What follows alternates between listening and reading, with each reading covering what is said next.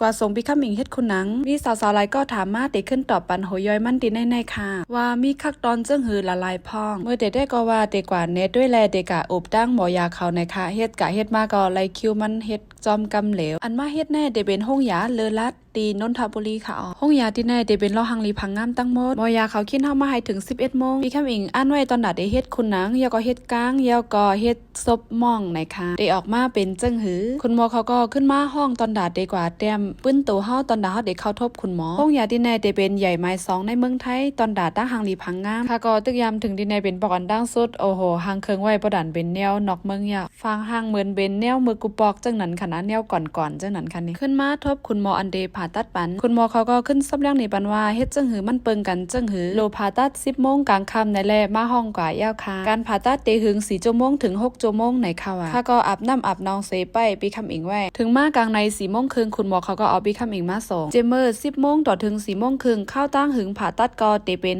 6 ชั่วโมงครึ่งก็เป็นที่ห้องยาแลอ่ำใจที่คลินิกเอาไหนมันเตตั้มใจลองลดเพย้อนเบอร์ครึ่งใจดังตื้อเขาเต็มทนในก็เรียกว่าไหวผ่าตัดยาวต่างเฮามีอีหยังแปลกเปิงอันดีไม่ใจส่วนกาคันมันเพราะว่าเฮาใครเฮ็ดจังหือก็มันได้มีให้เลือกหลายเมลตาปีคำมิงได้ก็ขึ้นผาเอาหลุบขี้ข้างเจ้าเก่ามาเฮ็ดตีคุณนะย้อนมันเป็นหลุบเฮาขึ้นแล้วมันตั้มใจไรว่ามันเตะอำปองตั้งไทยเขาห้องว่าไม่ทะลุอันขำไรต่อโจกาคันมันก็ตกจำ300,000 บาทเงินไทยตกเงินเมืองมัน3 ปากแสนจำหนังเฮ็ดก็เฮ็ดให้มันเหี่ยวตาในค่ะว่านอนหรือดีห้องยา8 ชั่วโมงให้ก็ตั้งห้องยาเขาให้มื้อไรยาวอันนั้นก็ได้เป็นวันที่2แก้มให้ตั้งตาเตตัวอีดปมช้ำน้อยมากวันที่3ได้ก็เตยบมาแห้งยาวแหละนะเป็นวันที่2ค่ะไกลแห้งน่ะ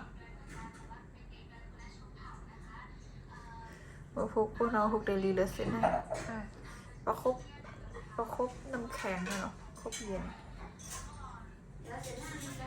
เฮาก็เตะแก้ๆเลยเอาน้ำแข็งค่ะเนาะมาตาใส่ให้มันลางให้ก็ตอนดามันเด